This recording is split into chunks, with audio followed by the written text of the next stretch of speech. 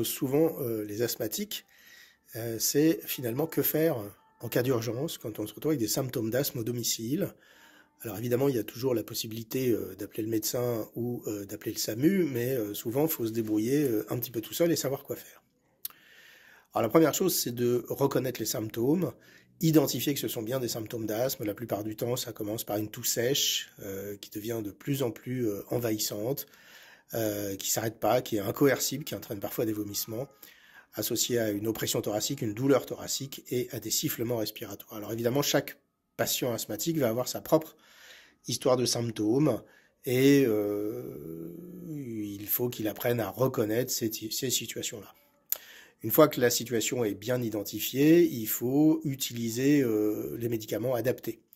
Le plus important dans cette situation, ça reste les bronchodilatateurs, les bêta-2 mimétiques, dont l'un des médicaments est très célèbre. Il faut les utiliser sans limitation de dose. Il n'est pas question de se limiter à 2 doses ou 3 bouffées ou 4 bouffées. S'il y a besoin de 10, 20, 30 bouffées, il faut y aller. Ces médicaments n'entraînent pas d'effets secondaires. Bien évidemment, on va trembler, avoir une sensation de palpitation puisque le cœur bat vite, mais il n'y a pas d'effet secondaire. Alors quand on est amené à utiliser 40-50 bouffées dans la journée, il n'y a pas de danger à ça, sauf que c'est pas la bonne réponse au problème. Ça veut dire que l'asthme est trop important et que le médicament utilisé en cas d'urgence, donc le traitement d'urgence, n'est pas la bonne réponse au problème. C'est pas le traitement d'urgence qui est un danger. C'est pas de prendre 50 bouffées du traitement d'urgence, c'est d'avoir besoin de 50 bouffées. Et donc là, ça veut dire que l'asthme est un danger pour la personne. Et le deuxième médicament qui est important dans cette situation-là, ça reste la cortisone. La cortisone qui doit être prise en comprimé à la dose de 40 à 60 mg pendant quelques jours.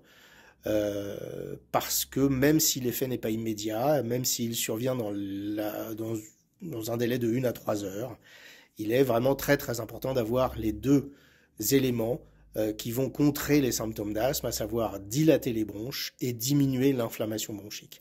Donc encore une fois, en cas d'urgence, utilisez le traitement d'urgence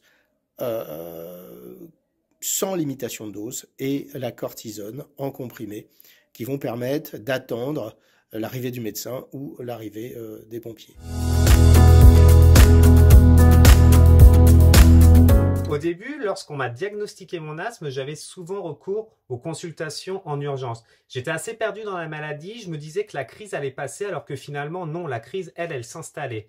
Et finalement, avec mon médecin, on a établi un plan d'action personnalisé écrit qui permet de donner la conduite à tenir en cas d'augmentation de symptômes, en cas de crise d'asthme. Et finalement, aujourd'hui, je me sens rassuré, je me sens protégé et je me sens confiant dans l'avenir.